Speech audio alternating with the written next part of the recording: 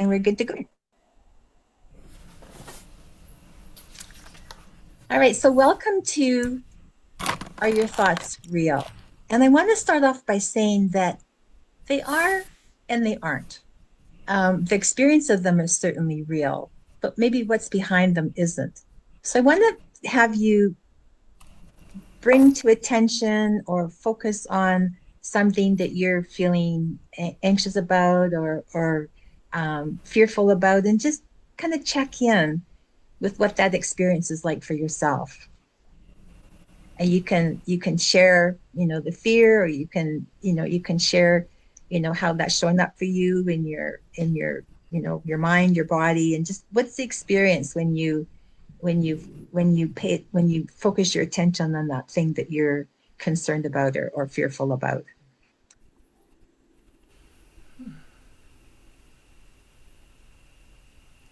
Good question.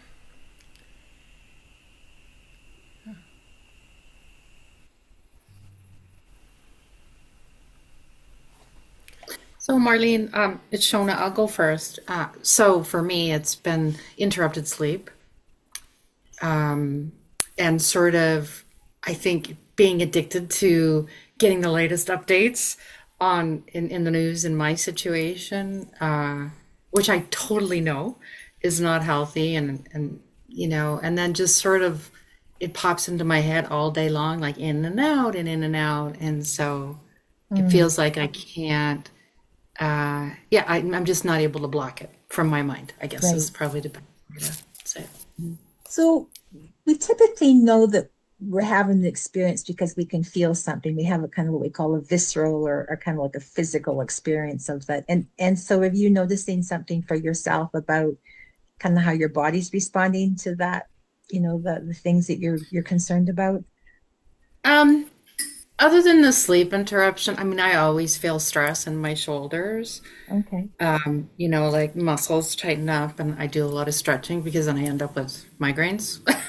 Mm, So that's probably it's a pretty usual manifestation of feeling that stress. Yeah. okay. All right. Good. Okay. Thanks, Hannah.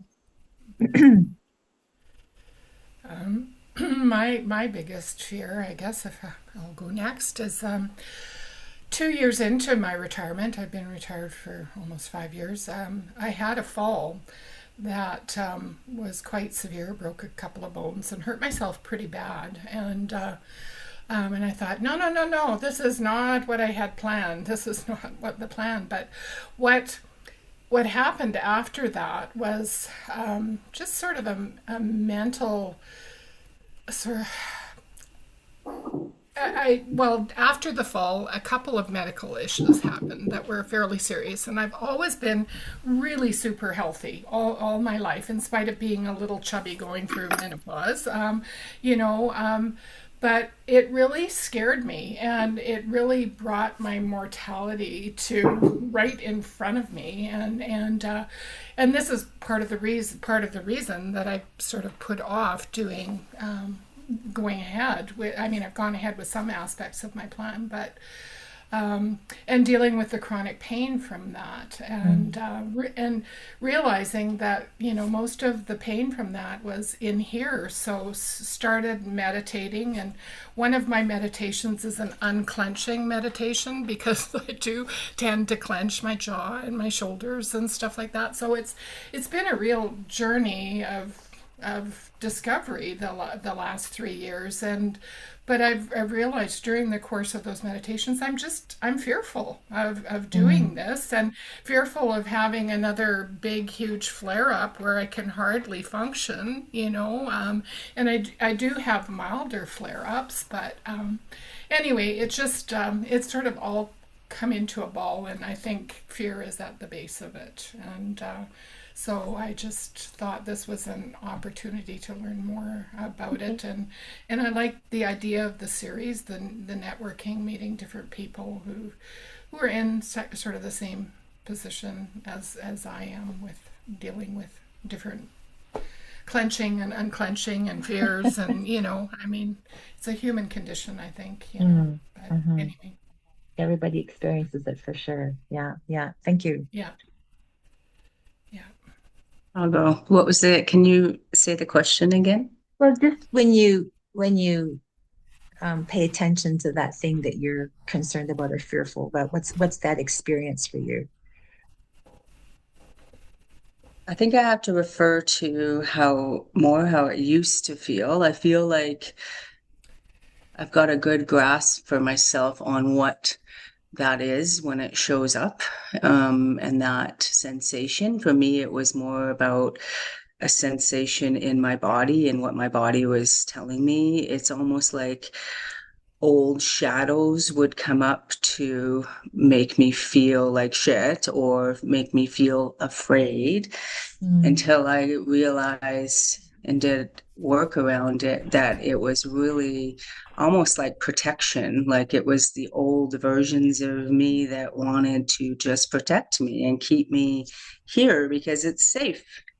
It's safe here. I know this devil, right? I know the work devil. I know the paycheck. I know like that's safety, right? So it's this whole mental construct around what's safe and what's not. And the minute you step into something that's your ego, whatever your body, your ego deems as, oh, that's not safe, that's new, it will generate these feelings that like actual feelings. So once I started to recognize that in myself, fear became just something to recognize and as separate from me. It was, and I did a lot of parts work around that because at the end of the day, I couldn't fight it. It was part of me.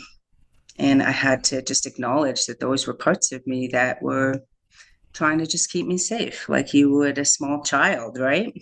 So for me and my body, if it ever shows up again, address it immediately. It feels heavy, it feels denser. It just feels has a different sensation but I know what it is and I know for me what it is and it's almost like I just go through a gratitude ritual of thank you for trying to protect me. We're safe, we're still going forward, we're doing this like so that we can feel comfortable moving forward, if that makes sense. Yeah.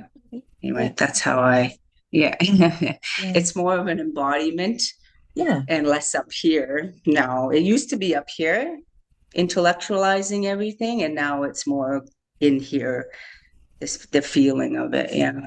Yeah. Mhm. Okay, Mhm. great, thank you. Yeah, I was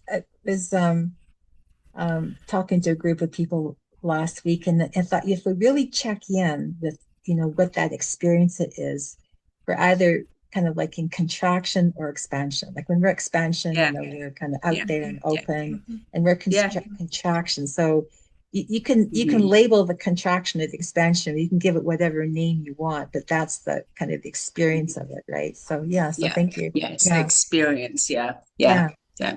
yeah. Thank Mhm. you. My turn? Yeah. Okay. I was thinking about this last night, and I try to meditate regularly because that helps me feel grounded. When I'm feeling fear, I've noticed that it's in my head, like Sarah was saying, and I'm starting to get in the habit of tuning into my heart and sensing what my heart is feeling.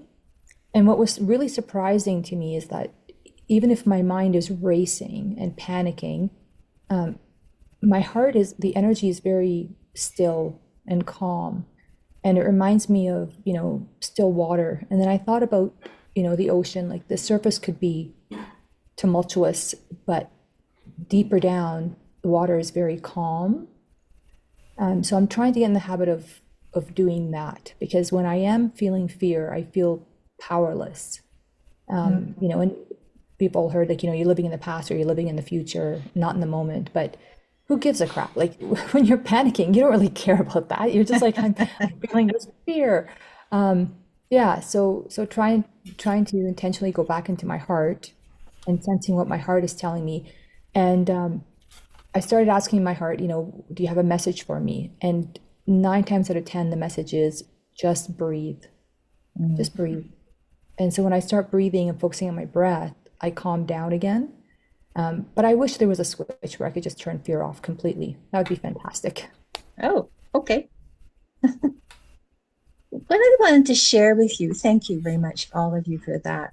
What I want to share with you is I call it kind of the anatomy of fear. And so I'm going to share this through a story that was, I met an individual, a gentleman who was very active, very fit, had a very strong body that had, I believe he had a bicycle accident. I don't recall all the details, but he fell and had a very serious injury to his back.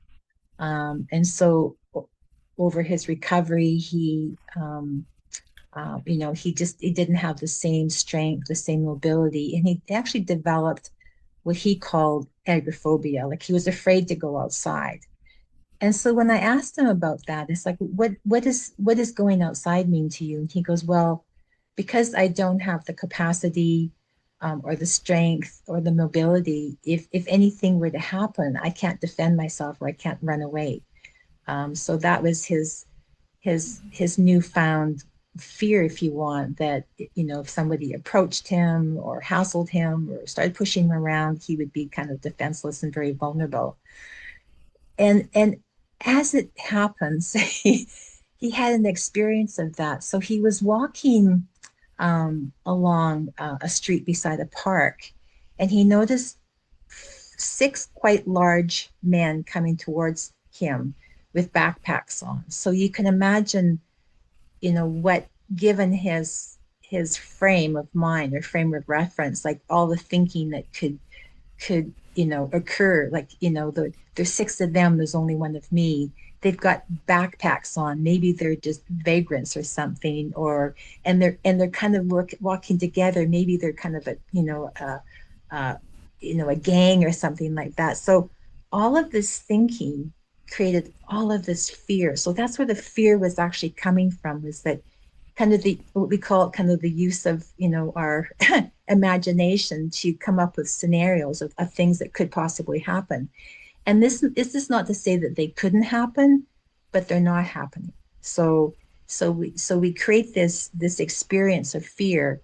And then he had the presence of mind as they approached. He said, "Hey guys, how you doing?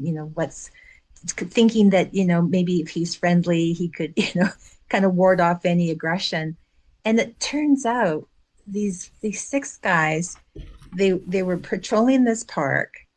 They had medical supplies in their backpacks, and they were looking to assist anybody who might need their help. They in this particular park, there's people who are homeless, there's people who are doing drugs, and so they were kind of like this little group going around in order to be of assistance. So you can see how his perception of that fear and that potential danger was immediately switched when he saw that, oh, there's no real danger here. So it's like we can feel the fear, which is sort of like our imagination, if you will, things that we dream up, that worst case scenarios. What if this happens?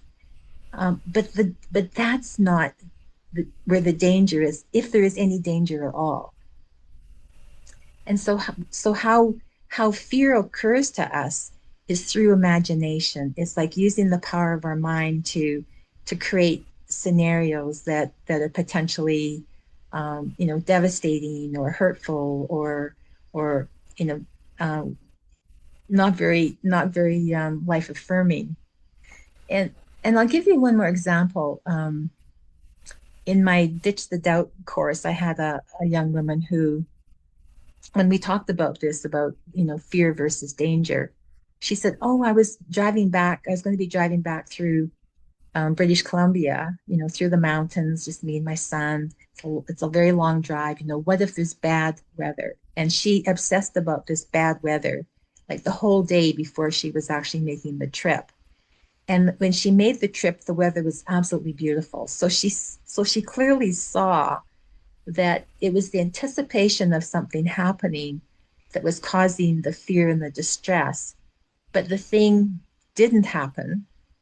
And if it had happened, then she would deal with it in the moment. So fear is we think it's protecting us, or we think it's kind of giving us a bit of a heads up, or we thinking about that somehow it's helpful. I don't see it that way. I see it like we're innocent using the power of our mind, the power of thought to create an experience for ourselves that's which is imaginary. Like it's not happening in the present moment.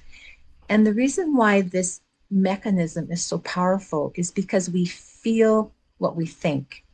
We feel anything that comes to mind that we're thoughts are kind of painting the picture of a scenario which may or may not be happening, may never happen, because we have this, our consciousness brings our thoughts to life, so it becomes a full experience. Our thoughts become a full experience, and if we're thinking potentially harmful things or undesirable things, we get a full blown experience of that, which occurs to us as fear.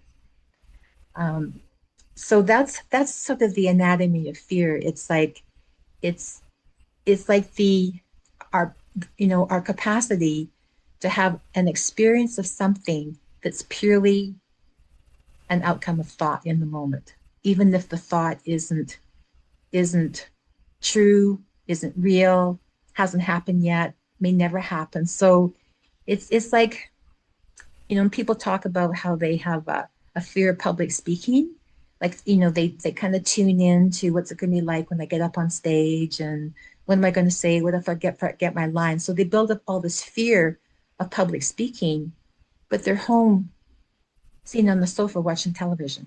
It's like, so it looks like the thing that's potentially going to happen in the future is the thing that's frightening us, but it's not. It's our thinking about it in the present moment that's causing the distress or the fear, the overwhelm.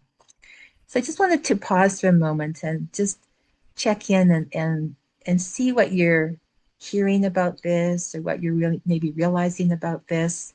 Um, it's in a way, fear is a misuse of the mind. It's we're innocently creating an experience for ourselves, which is it's not happening in the moment, but we're experiencing it in the moment.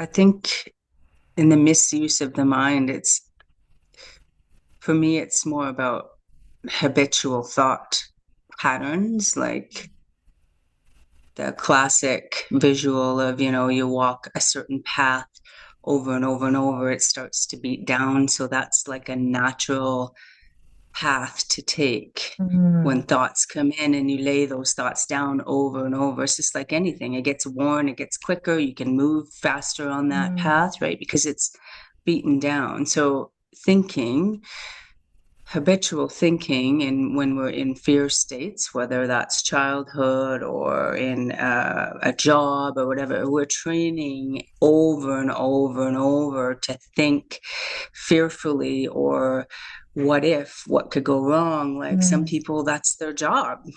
Like an emergency physician, what could go wrong, what's going wrong, right? Like they're literally retraining their brain, right? So it's normal for them, right? Or for a lot of us to have fear-based thinking, and to come out of that, you have to I be even aware of it to begin yeah, with, to know that this is right. Like yeah, it's habit.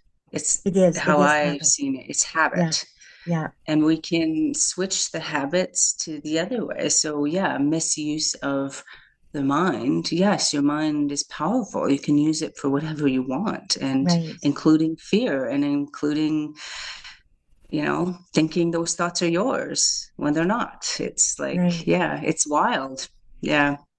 That's a really good point, Sarah, because we do fall into habits of thought, and I really saw this when I moved to New Orleans. Like there was, there's lots of crime there. There's practically murder every day, and there's people who live there who were terrified of leaving their homes at night. Like they would just lock and bolt all the doors, and even if they were home during the day, they would lock and bolt all the doors and turn on their security alarm, because they were kind of taught to be fearful about something. So here I come along, I grew up in a small city in Saskatchewan where we never locked our doors, and even as children we could go wherever we needed to.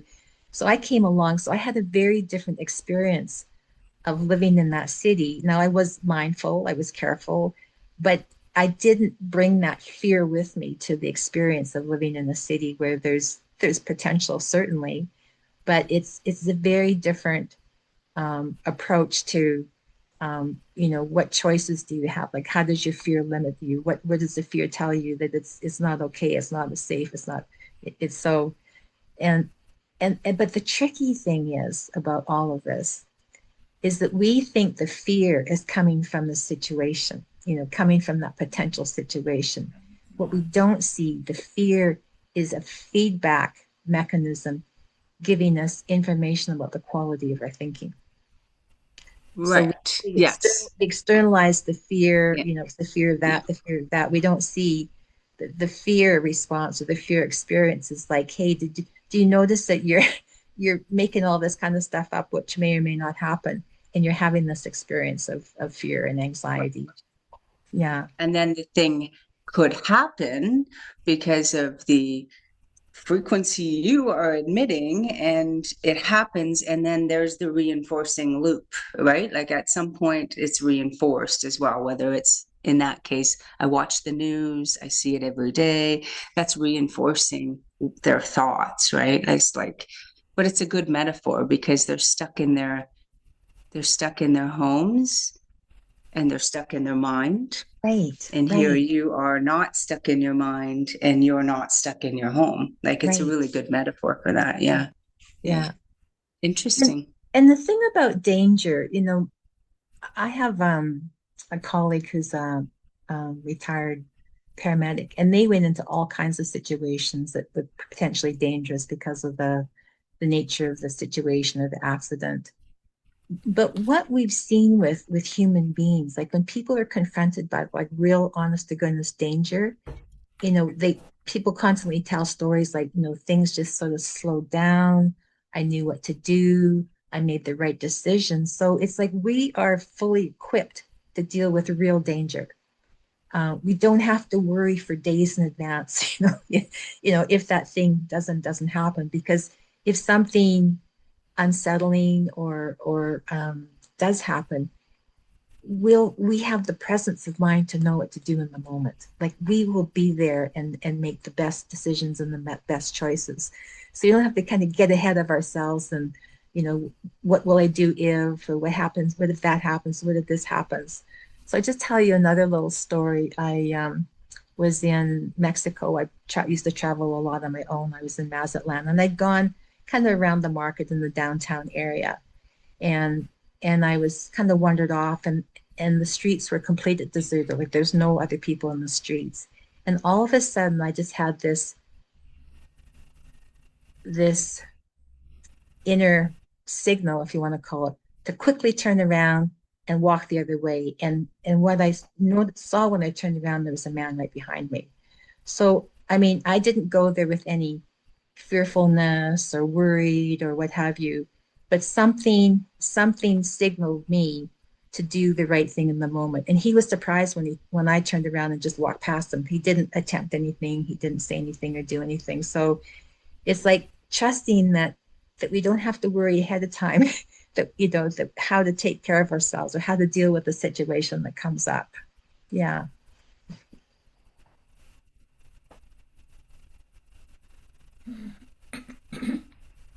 I think part of it is as children and as girls specifically, we are trained to be fearful at a very young age, and you know, and it's hard to know. I mean, I feel like lately I've been watching too much news, and there's a lot of craziness going on in the world, and a lot of really sort of out there kind of people that I really, since COVID, I really question the mental health of a lot of people and what they may or may not do, I mean, and during COVID, we were taught to be fearful of people who were unvaccinated. And, I mean, it's just constantly being bombarded at us, specifically women, I think.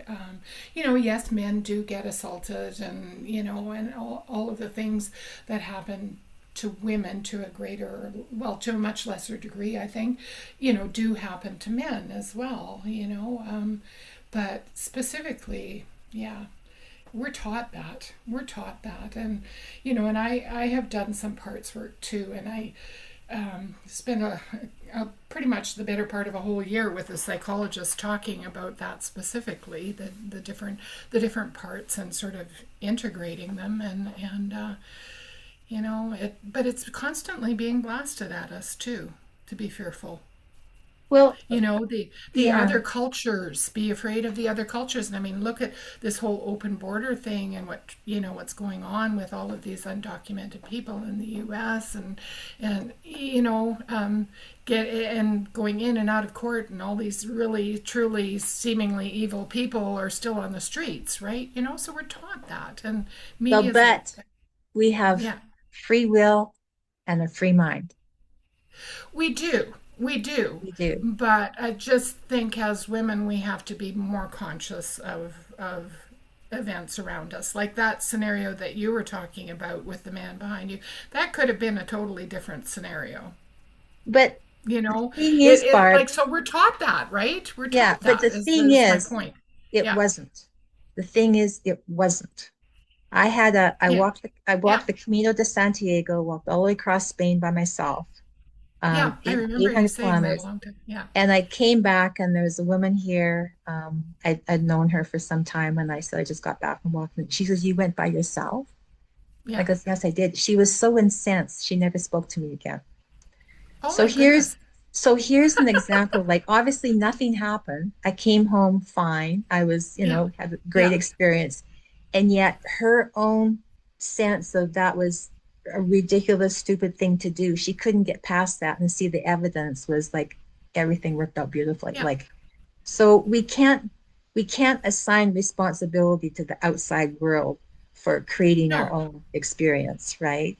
Yeah. Absolutely. And yes, it's true Absolutely. that we're taught to be, you know, fearful, mindful, careful, but we're adults. We have free mind. We have free will. We can change the dial on that television set and, you know, Yeah. decide what we want to But pay attention depending to. on your childhood, I think you may have, you know, depending on what kind of childhood you have, you may carry some marks from that still that you have to. Anyway, you know, just I mean, a long time ago, I read the book Feel the Fear and Do It Anyway. Susan Jeffers wrote it, and it was really an amazing book, and it really helped me. Took me to a public speaking class and blah, blah, blah.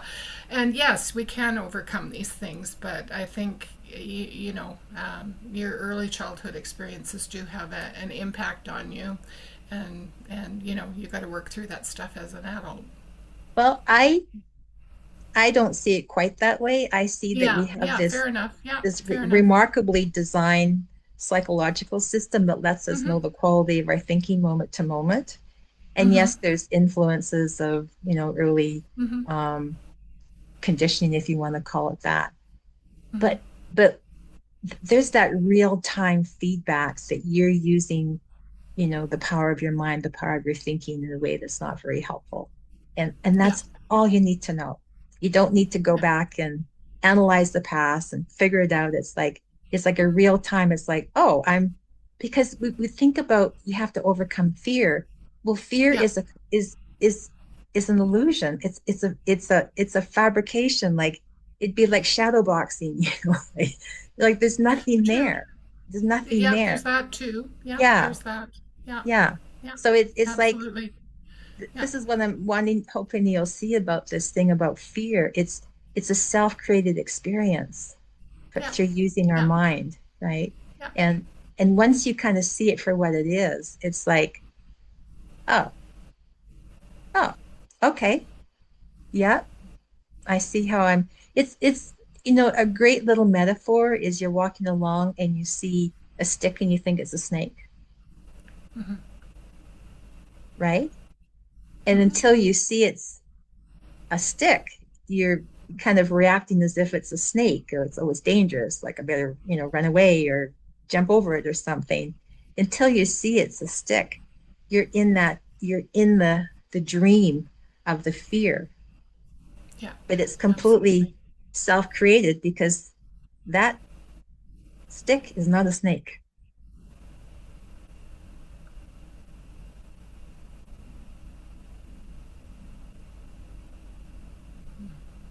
So we kind of get on to ourselves. Yeah. Yeah. Because it's any experience is in real time. If the experience is happening now in this moment, right? This is what's happening now. Yeah. It's not, we can imagine what's going to happen in a future date, but the but the only way we can experience that thing in the future date is we have to bring it through the power of our thought into the present moment and experience it. Absolutely. Yeah.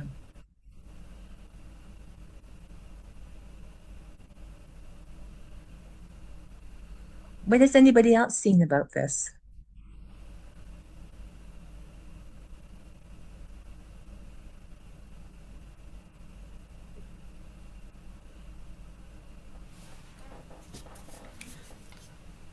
I was just thinking about sometimes it's difficult to intellectualize or even talk about presence because it's the exact opposite, a head based versus what was discussed before, which was a heart centered feeling of being in your body. So sometimes it's a bit of a interesting dynamic to intellectualize and talk about what presence actually is, because it's the opposite of talking and thinking. It's just Right. raw presence of, Right. like what's there for you, and not answering it, just feeling it, what's there for you, right? In the Right. moment of fear. Yeah, so the conversations are interesting, but then there's also that piece of embodiment of feeling what's there, and that's definitely more down here, and this just goes kind of quiet. It's awareness. It's not thinking, it's awareness. Your body's aware, you are aware. Absolutely. Yeah. Absolutely. Yeah. Right. Yeah. I agree. So the thinking, when I used to do quite a bit of that, it just felt all up here. Yeah. And it was just, everything was up here. Yeah. And then when it came down into here, this just kind of clears up. Mhm. It's like, yeah, your thoughts are not yours, and you can contribute to those thoughts out there, and you can add more to them and think those things. But why when you feel like shit would you do that? It's really interesting. But it is so different than I used to live. 1,000% so different. Mhm. So, right? Yeah. Controlling, fearful, all of that. Yeah.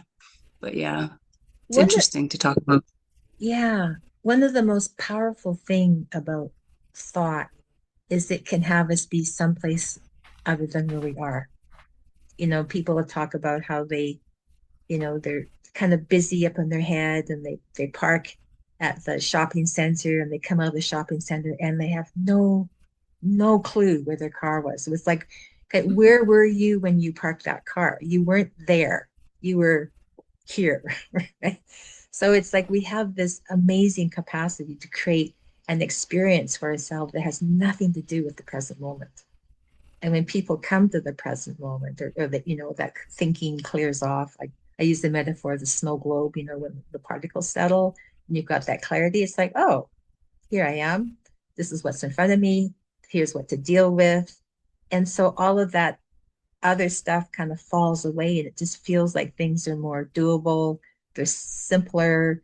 There's not that feeling of stress, pressure, rush. It's just like you're here doing the thing probably a lot more effectively, a lot more effortlessly, and probably having it be much more enjoyable.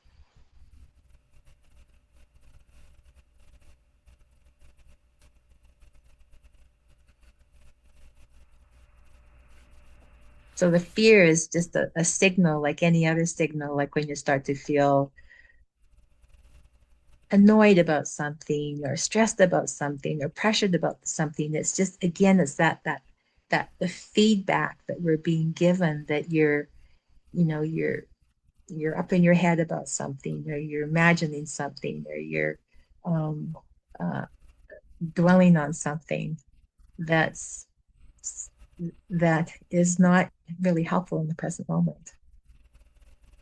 Yeah. So when people call it like kind of being in a state of flow or being in the zone, it just feels really kind of like peaceful and and even though it feels effortless, people actually perform much better, which is sort of the irony, right? It's like you it feels easier, but you actually do better.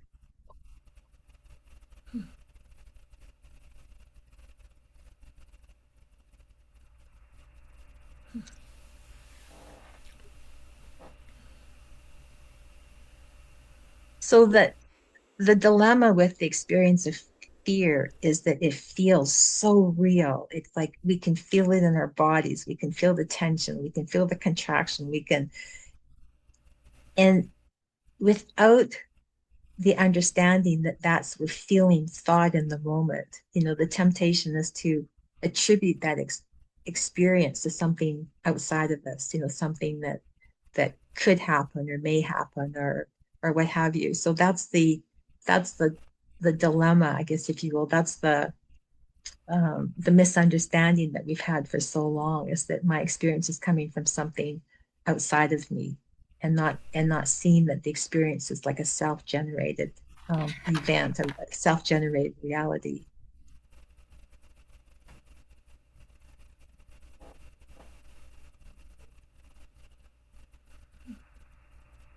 So when you look, if you go back now to where we started and I had you kind of tune in or pay more attention to that thing that you have an experience of being concerned or fearful about. I'm just curious, like, what are you seeing now?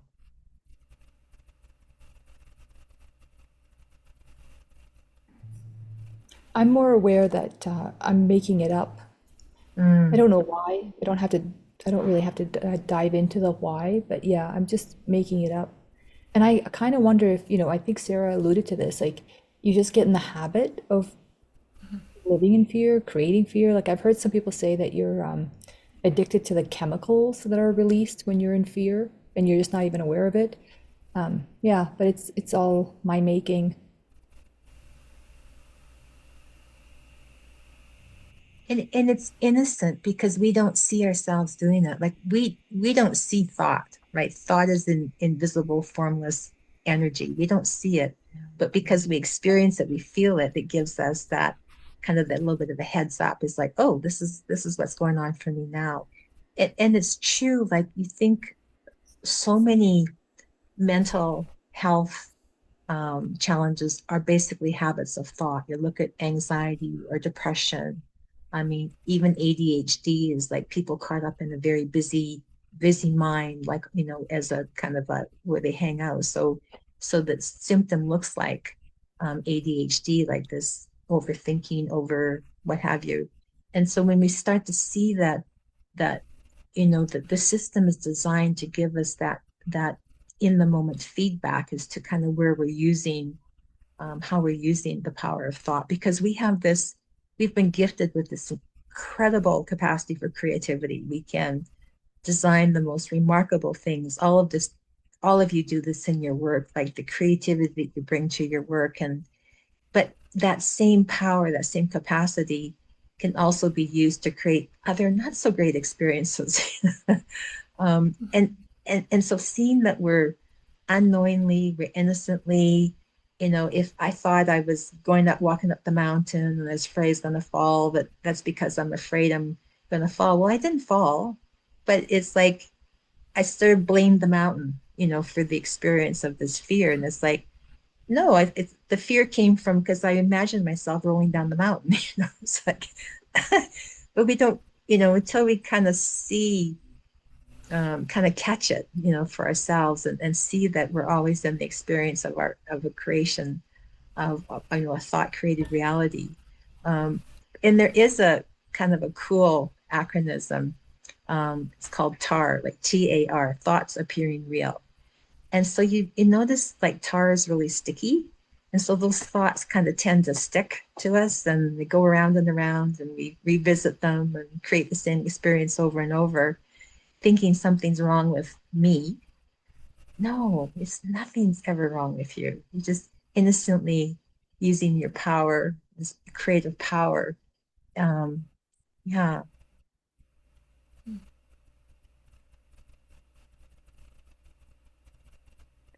My colleague calls it rumble strips. You know, you're going through life and everything feels kind of nice and smooth. Then you go around the rumble strips. You know, it's like, you know, fear, frustration, feeling pressured, feeling overwhelmed. It's all the same thing. It's just like you're over on the, you know, it's just kind of giving you a little bit of a kind of a, you know, heads up is like, okay, so you're over, you've kind of gone over here. That's okay. Just, you know, just let it go as best you can.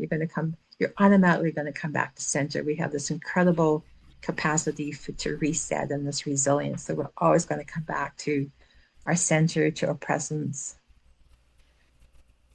to that kind of that contentment and that aliveness and that creativity. That's our default. And we have the power to create all that other stuff that we experience. So Shona, what are you hearing? Oh my gosh, lots of things. My dog has been playing tug of war with me periodically. What?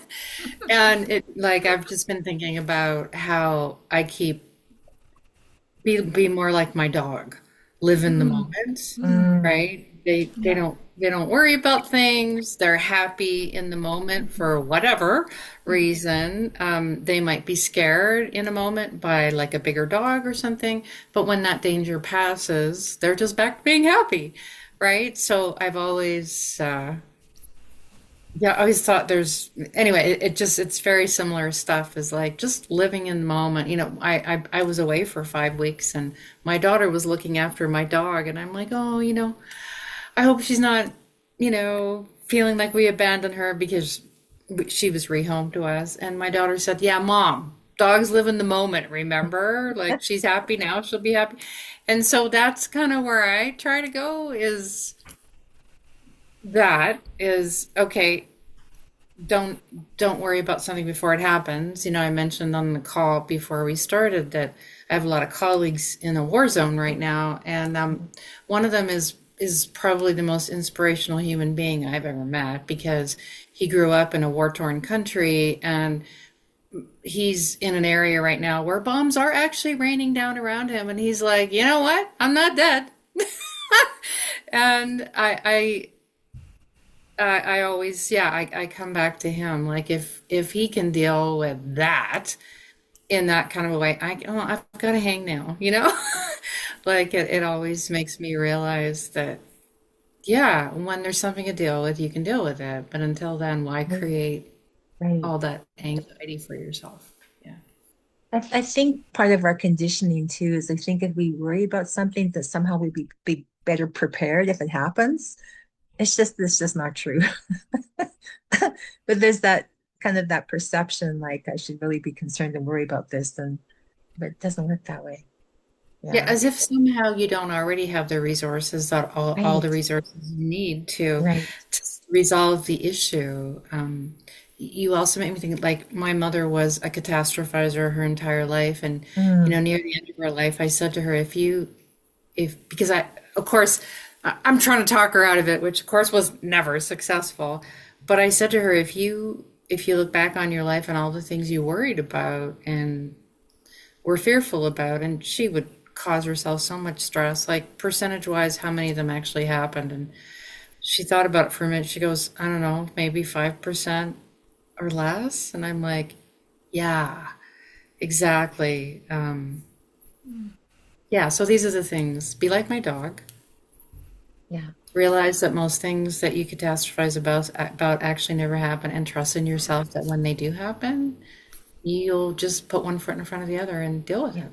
yeah, exactly. I think that's the blessing and the curse of being human. We have this amazing capacity for imagination in terms of, our potential for creativity, problem solving, innovation, and this other thing that we use our mind for. Yeah, yeah. Just say, oh, that's how it works. Yeah, that's how it works. Yeah. We use the metaphor of like when people get really caught up, it's like called like a thought storm.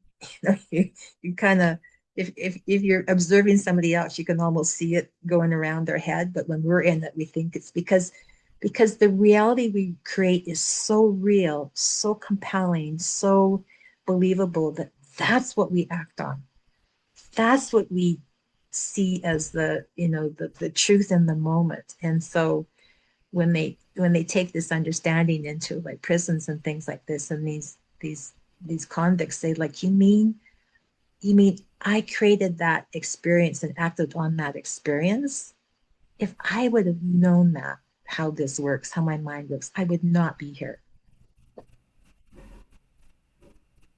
Yeah, it's so real. Like that's what they call it, our reality. It's so real. We think that what we create here is the outside world, without the understanding that it's a temporary fluid creation that we're always moving through. It's always changing. It's always evolving. So, Marlene, that makes me think of Viktor Frankl and Man's Search for Meaning, where he's in the concentration camp. And I mean, it was in my 20s I read that book, and I remember thinking, wow, what a concept.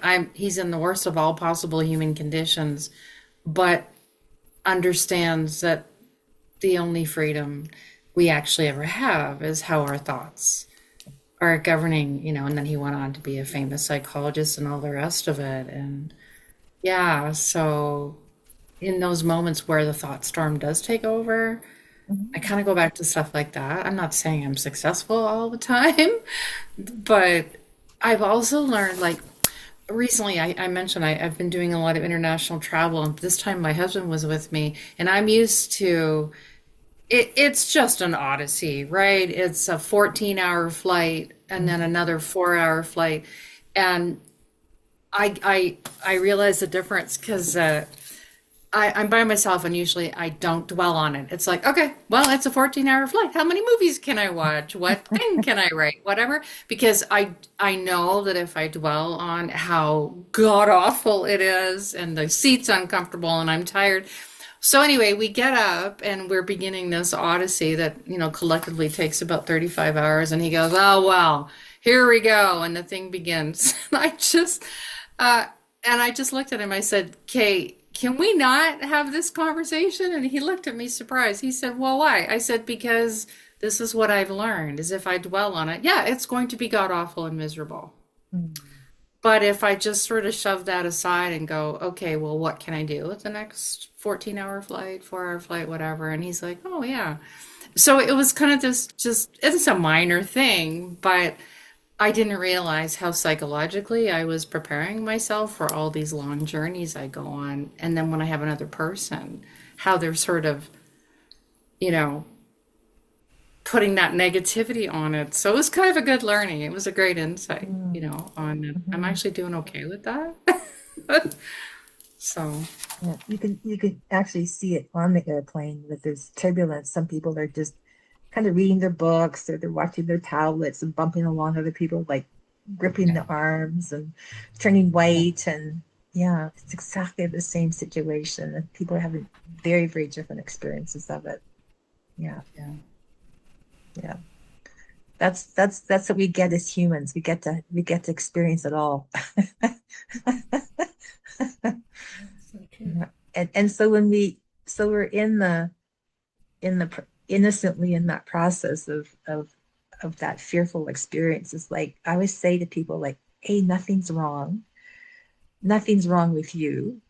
You're okay.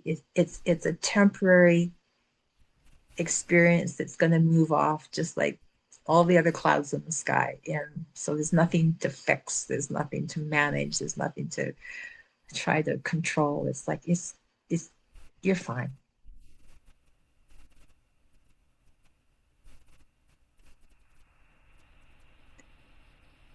All right. Any last words? And thank you so much for joining the conversation. I love these conversations. They're going to continue. I'm going to continue to have these, I call them pop-up webinars, because it's whenever I think I'm going to have an hour, I'm just going to put it out there and see who wants to come and explore these things. So thank you. Thank you. I love the pop-up Yes. webinar. That's cool. Thank you. Yeah, that's awesome. All right. So I'll send you a link to the recording, and hopefully we'll see you another time. Okay. Thanks. Great. Bye. Thanks, Marlene. Thank you. Yeah. Bye. Bye-bye. Yeah. Okay.